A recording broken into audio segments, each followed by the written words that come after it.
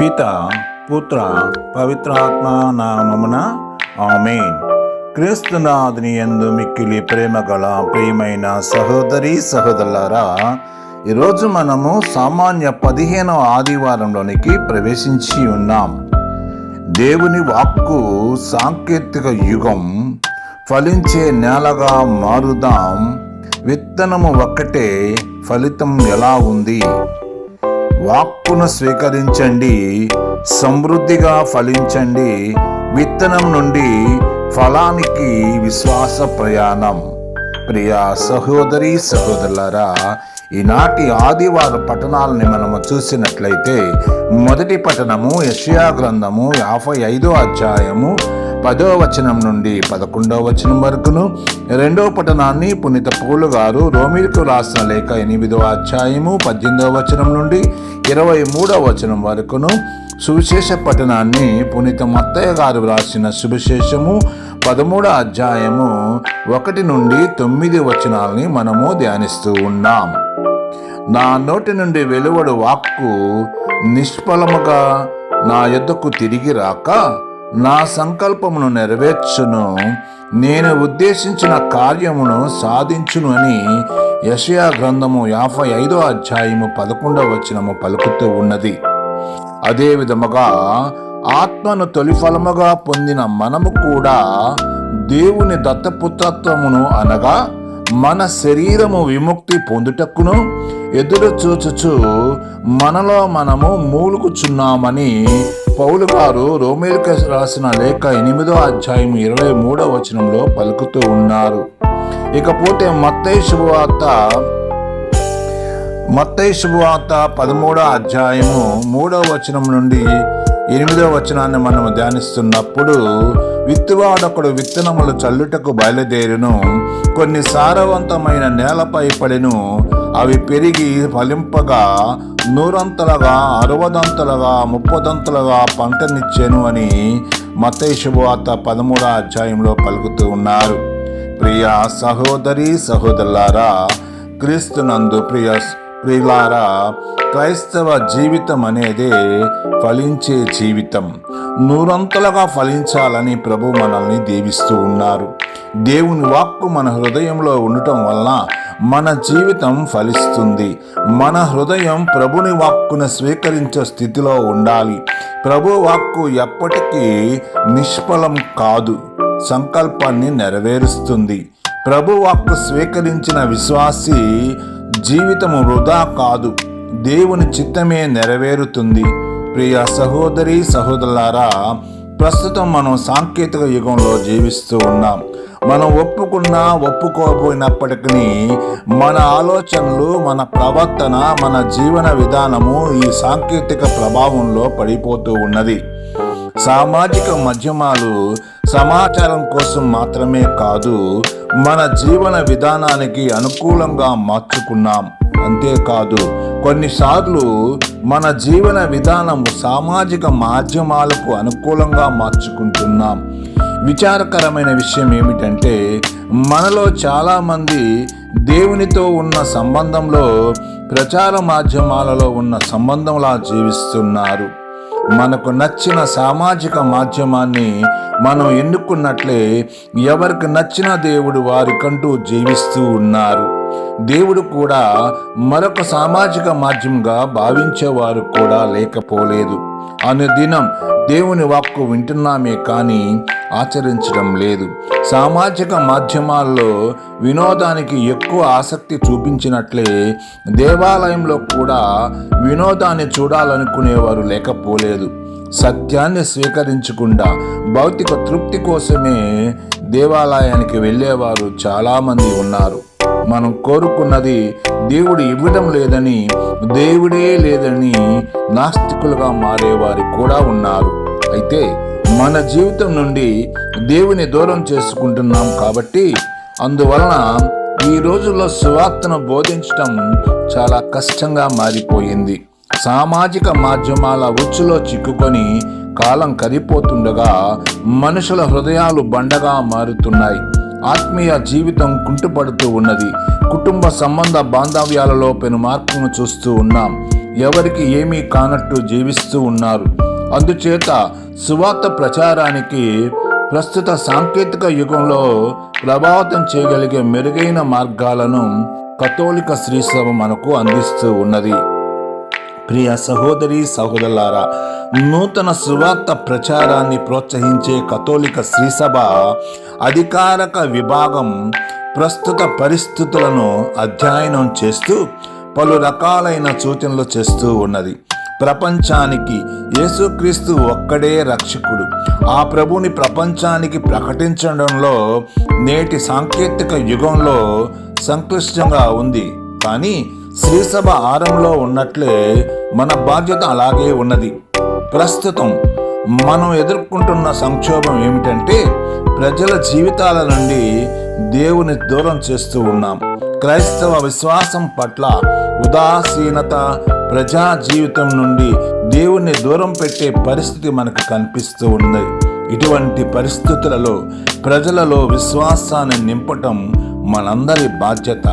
ప్రియ సహోదరి సహోదరులారా, సాంకేతిక యుగంలో సువార్త ప్రబోధానికి ఉన్నటువంటి సవాళ్లను మనం చూసినట్లయితే సామాజిక మాధ్యమాల ద్వారా తప్పుడు సమాచారం చాలా వేగంగా వ్యాప్తి చెందుతూ ఉన్నది. యువతలో డిజిటల్ వ్యసనం ఆధ్యాత్మిక జీవితానికి సమయాన్ని తగ్గిపోవడాన్ని మనం చూస్తూ ఉన్నాం. సువార్తని వినోదంగా మాత్రమే చూసిన ధోరణి పెరుగుతూ ఉన్నది. కృత్రిమ మేధస్సు అంటే ఏఐ లాంటి మరియు వాటిని ద్వారా నిజమైన బోధన నకిలీ సమాచారం వేరు చేయడం కష్టంగా మారుతూ ఉన్నది. వ్యక్తిగత సాక్ష్యాల కంటే ఆన్లైన్ ప్రభావానికి ఎక్కువ ప్రాధాన్యత ఇస్తూ ఉన్నాం. డిజిటల్ ప్రపంచంలో నైతిక విలువలు, వ్యక్తిగత గోప్యత, వ్యక్తిగత బాధ్యతలు వంటి అంశాలపై పెను సవాళ్ళని మనము ఎదుర్కొంటూ ఉన్నాం.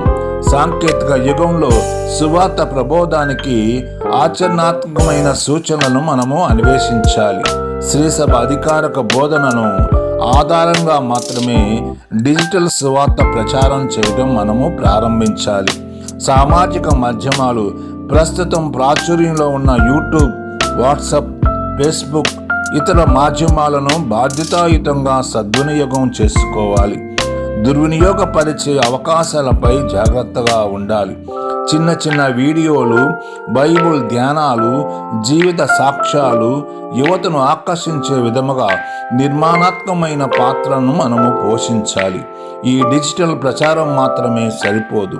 ప్రార్థన, దివ్య సంస్కారాలు, క్రైస్తవ విశ్వాస జీవితానికి మనము ప్రాధాన్యత ఇవ్వాలి. ఈనాడు కృత్రిమ మేధస్సు వంటి సాంకేతిక సాధనాల సహాయం విశ్వాస జీవితాన్ని దారి తప్పించుకోకుండా ఉపయోగించుకోగలగాలి. శ్రీసభ అధికారిక బోధనకు కృత్రిమ మేధస్సు ప్రత్యామ్నాయం ఎప్పటికీ కాదు. అయినప్పటికీ ప్రతి సందేశం దేవుని ప్రేమను, కృపను, సత్యాన్ని, ఆశాభావాన్ని, క్రీస్తు విలువలను ప్రతిబింబించేలాగా ఉండాలి. ఈ డిజిటల్ ప్రచారకర్తలుగా సువార్త బోధకులు తగిన శిక్షణను పొంది ఎంతవరకు ప్రజలకు క్రీస్తును దగ్గర చేయాలో అంత ప్రయత్నం చేయడం చాలా అవసరం.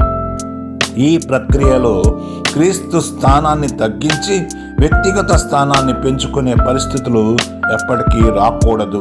వ్యక్తుల ఆరాధన విగ్రహారాధనకు దారితీస్తుంది. సజీవ దేవుని ఆరాధన మాత్రమే డిజిటల్ ప్రచారకర్తలు చేయవలసి ఉంటుంది. క్రీస్తునందు ప్రియ సహోదరి సహోదరులారా, ఈ సాంకేతిక యుగం కథోలిక శ్రీసభకు ఒక సవాలుగానే చూడకూడదు, దేవుడిచ్చిన అవకాశంగా కూడా భావించాలి. ఆధ్యాత్మిక వివేచనతో శ్రీసభ బోధనకు విశ్వాసపాత్రులుగా ఆధునిక సాంకేతిక సాధనాలను ఉపయోగించుకొని ప్రపంచమంతటికి క్రీస్తు సువార్తను సమర్థవంతంగా ప్రకటించడం ప్రతి విశ్వాసి బాధ్యత. నూరంతలుగా ఫలించడం అసాధ్యంగా భావించకూడదు. సకల సృష్టికి సువార్తను ప్రకటించండి ప్రభు ఇచ్చిన ఆదేశాన్ని ప్రస్తుతం డిజిటల్ ప్రపంచంలోనూ సువార్తను యథావిధంగా బోధించటం మనందరి బాధ్యత. మాధ్యమాలు మారాయి, కానీ సువార్త మారలేదు, ఎప్పటికీ మారదు. ఒకే దేవుడు, ఒకే విశ్వాసం, ఒకే జ్ఞానస్నానం, ఒకే రక్షణ. మన అనుదిన జీవితం ద్వారా క్రీస్తును దైవరాజ్య విలువలను ప్రకటించటం, సామాజిక మాధ్యమాలను ఉపయోగించుకొని సమర్థవంతంగా క్రీస్తు సందేశాన్ని బోధించడం ప్రతి విశ్వాసి బాధ్యతగా స్వీకరించాలి. క్రీస్తు ప్రభువు నేడు విత్తువాని ఉపమానం ద్వారా దేవుని వాక్కు మనలో ఎలా ఫలిస్తుందో ధ్యానించేటువంటి అవకాశాన్ని మనకి ఇచ్చారు. విత్తువాడు దేవుడే, విత్తనం దేవుని వాక్కు, పొలము మన హృదయమే. మన హృదయము దేవుడు నాటే విత్తనమును స్వీకరించే స్థితిలో ఉన్నదా? ప్రస్తుత సాంకేతిక యుగంలో విత్తువాని ఉపమానాన్ని ఎలా అర్థం చేసుకోవాలో ధ్యానించుదాం. ప్రియ సహోదరి సహోదరులారా, నేటి సాంకేతిక ప్రపంచంలో విత్తువాని ఉపమానం మరింత అర్థవంతంగా కనిపిస్తుంది. దేవుని వాక్కు అనే విత్తనం డిజిటల్ మాధ్యమాలు ఆ విత్తనాన్ని చల్లే కొత్త పొలాలుగా మారుతున్నాయి. త్రోవ పక్కన పడిన విత్తనం పరధ్యానముతో నిండినటువంటి మనస్సు, మొబైల్ ఫోన్లు, సోషల్ మీడియా, క్షణానికి వచ్చే నోటిఫికేషన్లు, అందులోని వీడియోల పట్ల దేవుని వాక్కు వినడానికి ఏకాగ్రత తగ్గిపోతూ ఉన్నది. వాక్కు మన హృదయంలోనికి వెళ్లకుండా సాంకేతిక మాధ్యమాలు తినివేస్తున్నాయి. హృదయంలోనికి ప్రవేశించకుండా పరధ్యానాన్ని సృష్టిస్తున్నాయి. సాంకేతిక మాధ్యమాలను ఉపయోగించుకోవడంలో పరధ్యానం ఏమాత్రము పనికిరాదు. రాతి నేల తాత్కాలిక ఆధ్యాత్మికత, స్ఫూర్తిదాయకం వీడియోలు, రీల్స్ చూసిన వెంటనే ఉత్సాహపడనప్పటికీ ప్రార్థన, దివ్య సంస్కారాలు, దేవుని వాక్కు, ధ్యానం వంటి లోతైన ఆధ్యాత్మిక జీవితం లేకపోతే విశ్వాసం నిలకడగా ఉండదు. కాబట్టి ముళ్ళ మధ్య పడిన విత్తనాన్ని గురించి ధ్యానించుదాం. డిజిటల్ ప్రపంచపు ఆకర్షణలే సంపద, పేరు, లైకులు, ఫాలోవర్లు, వినోదం, నిరంతర ఆన్లైన్ జీవితం దేవునికి ఇవ్వాల్సిన సమయాన్ని ఆక్రమిస్తున్నాయి. ఆధ్యాత్మిక ఫలాలను అణిచివేస్తున్నాయి. ఇక 4వది మంచి నేల, సారవంతమైన జీవితం, ఆధ్యాత్మిక వివేచనతో సాంకేతికను ఉపయోగించే హృదయం, దేవుని వాక్కుని విని ధ్యానించి జీవితంలో ఆచరించే వ్యక్తి సాంకేతికతను కూడా సువార్త ప్రచారంగా, ప్రార్థనకు అవకాశంగా, బైబుల్ అధ్యాయానికి ఉపయుక్తంగా, విశ్వాస సాక్ష్యం కోసం ఉపయోగించుకుంటారు. అప్పుడు వారి జీవితం 30దంతలుగా, 60దంతలుగా, 100ంతలుగా ఫలిస్తున్నది.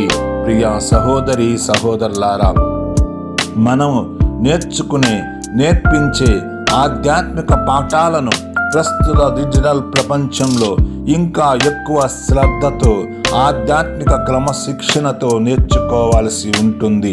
ఈ డిజిటల్ వివేచన ఎంతో అవసరం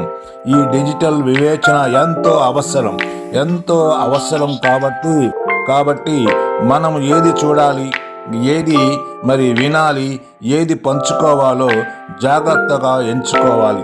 డిజిటల్ క్రమశిక్షణ పాటించాలి. అనుదినము దేవుని వాక్కును ధ్యానించుటకు, ప్రార్థనకు ప్రత్యేక సమయాన్ని కేటాయించాలి. అనుదిన దివ్య బలి పూజను డిజిటల్ మాధ్యమాల్లో చూసిన పూజ ఉండకూడదు. అందుకే ప్రియ సహోదరి సహోదరులారా, ఈరోజు మనము ధ్యానిస్తున్నటువంటి ఈ యొక్క అంశాలను మనం పరిశీలించినట్లయితే ఈ డిజిటల్ ప్రపంచం మనల్ని ఎంతగానో అణచివేస్తూ ఉన్నది. కాబట్టి ప్రియ సహోదరి సహోదరులారా, డిజిటల్ లైన్లో పూజలు, వ్యక్తిగతంగా ఆలయంలో పాల్గొనే పూజలకు ఎటువంటి పరిస్థితుల్లో కూడా ప్రత్యామ్నాయం కావు. ఎందుకంటే అనారోగ్య కారణాలు, ఇతర ప్రతికూల పరిస్థితులలో మాత్రమే ప్రచార మాధ్యమాల ఆధ్యాత్మిక కార్యక్రమాలలో మనం పాల్గొనాలి. అంతేకాని డిజిటల్ సువార్త ప్రచారం అవకాశంగా ఉపయోగించుకోవాలి. కానీ social media, YouTube, WhatsApp, Facebook వంటి వేదికల ద్వారా దేవుని ప్రేమను, ఆయన కృపను, దైవరాజ్య విలువలను, సత్యాన్ని, క్రీస్తు సందేశాన్ని ప్రకటించడానికే దేవుడిచ్చిన అవకాశాలుగా సద్వినియోగపరుచుకుందాం. ప్రియ సహోదరి సహోదరులారా, విత్తనం దేవుని వాక్కు, మన హృదయం నేల, సాంకేతికత ఆ విత్తనం వేగంగా వ్యాప్తి చేసేటువంటి సాధనంగా భావించుదాం. సాంకేతికత స్వతహాగా మంచి చెడు అని అనుకోరాదు. దానిని ఎలా ఉపయోగిస్తామో దానిపైన ఆధారపడి ఉంటుంది. మంచి నేల లాంటి హృదయంలో సాంకేతికతను దేవుని మహిమ కోసం ఉపయోగించినప్పుడు సువార్త ప్రపంచం అంతటా సమృద్ధిగా ఫలిస్తున్నది. ఇకపోతే మొదటి పట్టణంలో యెషయా గ్రంథము 55వ అధ్యాయము 10-11 వచనాలలో దేవుని నోట నుండి వెలువడే వాక్కు సమృద్ధిగా ఫలిస్తుందని ధ్యానిస్తున్నాం. దేవుని వాక్కు ఎప్పటికీ వృధా కాదు. ఫలించే వాక్కు మాత్రమే దేవుని నుండి వస్తుంది. ఆ వాక్కు మన హృదయంలో స్వీకరించి దేవుని సంకల్పం నెరవేరాలని మనం ఆశించాలి. దేవుని వాక్కు జీవాన్నిస్తుంది. వర్షం పడినప్పుడు నేలను తడిపి సారవంతం చేసి పంట పండే విధంగా చేసినట్లుగాని దేవుని వాక్కు మన హృదయాల్లో ప్రవేశించి హృదయాన్ని ఉత్తేజపరుస్తుంది. మన జీవితంలో నిరాశ బలహీనతను తొలగిస్తుంది. మనకు నూతన జీవాన్ని ఇస్తుంది. దేవుని వాక్కు నిష్ఫలం కాదు. ఫలితం మనం ఆశించిన విధంగా ఆశించిన సమయానికి కనిపించకపోయినను దేవుని వాక్కు తన పని నిశ్శబ్దంగా నిడారంభంగా చేస్తూనే ఉంటుంది. దేవుడిచ్చిన ప్రతి వాగ్దానం సరైన సమయంలో నెరవేరుతుంది. విశ్వాసముతో దేవుని వాక్కును విశ్వసించి నమ్మకంతో జీవించాలి. దేవుని వాక్కు వినటమే కాదు, ఆచరించాలి. వర్షం పడిన తర్వాత విత్తనం మొలకెత్తినట్లే, అది ఫలించినట్లే దేవుని వాక్కు మన హృదయంలోకి స్వీకరించి ఆచరిస్తే ఆత్మీయ ఫలాలను పొందుతాం. వినటం మాత్రమే కాదు, ఆ వాక్కును ఆచరించడం ద్వారా మన జీవితం దేవునికి మహిమకరంగా ఉంటుంది. ఇక రెండవ పట్టణానికి వస్తే పునీత పౌలు గారు రోమీయులకు రాసిన లేఖ 8వ అధ్యాయము 18-23 వచనాలలో ప్రస్తుతం మనం భరిస్తున్న కష్టాలు మనల్ని నిరుత్సాహపరచడానికి కాదు అని, రాబోయే మహిమకు సిద్ధపరుస్తున్నాయని పౌలు గారు విశ్వాసులకు ప్రోత్సహిస్తూ ఉన్నారు. మన బాధలు తాత్కాలికమైనవే, దేవుడు సిద్ధపరిచిన మహిమ నిత్యమైనది. ఆ ఆశాభావంతో ప్రభు వాక్కును మనం స్వీకరించాలి. ప్రస్తుతం శ్రమలు రాబోయే మహిమతో పోల్చదగినవి కావు. అపోస్తులైన పౌలు ఈ లోకంలోని బాధలు, శ్రమలు, పరీక్షలు ఎంత కఠినమైనవి అయినప్పటికీ నిత్య మహిమతో పోల్చలేమని, దేవుడు నీకిచ్చే నిత్య మహిమ కంటే అవి అల్పమైనవని గుర్తు చేస్తూ ఉన్నాడు. అందుచేత కష్టాల్లో కూడా నిరాశ చెందక ప్రభువుపై విశ్వాసంతో మనము జీవించాలి. సకల సృష్టి విమోచన కోసం నిరీక్షిస్తుంది కాబట్టి దైవ ప్రజలుగా మనము నిరీక్షించాలి. పాపం కారణంగా సృష్టి ప్రసవ వేదన లాంటి బాధను అనుభవిస్తుంది. దేవుని బిడ్డలమైన మనము ఆయన మహిమను ప్రత్యక్షమయ్యే రోజు కోసం నిరీక్షించాలి. మన జీవితాలు కూడా దేవుని మహిమను ప్రతిబింబించే విధంగానే ఉండాలి. మన నిరీక్షణ విశ్వాసానికి గుర్తు. పరిశుద్ధాత్మను ప్రథమ ఫలంగా పొందిన మనము సంపూర్ణ విమోచన కోసం నిరీక్షించాలి. క్రైస్తవ జీవితంలో సహనం ఉండాలి, ప్రార్థన ఉండాలి, దేవుని విశ్వాసంతో సమర్పించుకోవాలి. ఆయన తన కృప మన మీద కుమ్మరించేలాగున కృపపై మనము ఆధారపడాలి.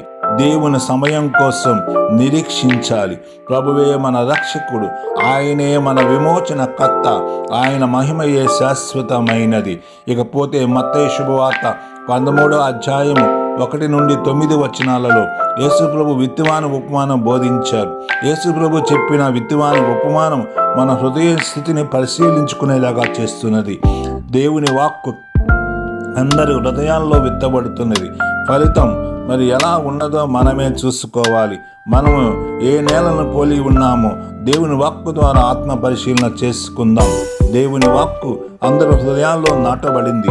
కానీ విత్తివాడు అన్ని రకాల నేలలపై, త్రోవ పక్కన, రాతి నేలపై, ముండ్ల పొదలలో, సారవంతమైన నేల మీద విత్తనాలు చల్లాడు.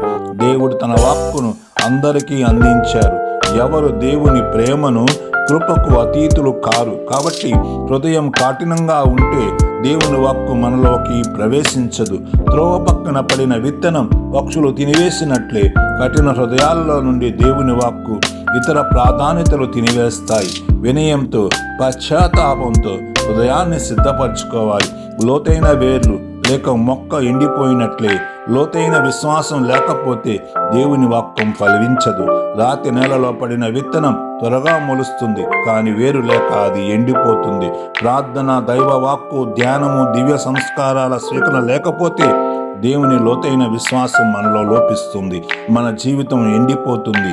లోక చింతలు ఆత్మీయ ఫలాన్ని అణిచివేస్తాయి.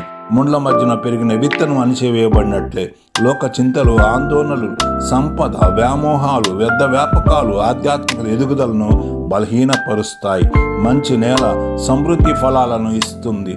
దేవుని వాక్కు వినటం, అర్థం చేసుకోవటం, ధ్యానించటం ద్వారా సమృద్ధి ఫలాలు పొందుతాం. కాబట్టి మనం ఏం చేయాలి అంటే దేవుని వాక్కు వినడానికి, ప్రార్థనలో ఎదగటానికి, సువార్త ప్రకటించడానికి సాంకేతిక పరిజ్ఞానాన్ని ఉపయోగించుకుందాం. వ్యర్థ సమాచారాన్ని తగ్గించుకుందాం. మన హృదయంలో ముండ్లు పెరగకుండా జాగ్రత్త పడదాం. అనవసర వీడియోలు, చెప్పుడు మాటలు, హానికరమైన విషయాల నుండి దూరంగా ఉందాం. అనుదినం దైవ వాక్కును ధ్యానించడానికి స్క్రీన్ సమయం కంటే దేవుని సమక్షంలో గడిపే సమయమే విలువైనది. కాబట్టి డిజిటల్ సాక్షులుగా మనం అభిప్రాయాలని పరులతో పంచుకుందాం. సామాజిక మాధ్యమాల ద్వారా క్రీస్తు సందేశాన్ని పంచి ప్రకటించే విశ్వాసులుగా మారుదాం. ప్రార్థన.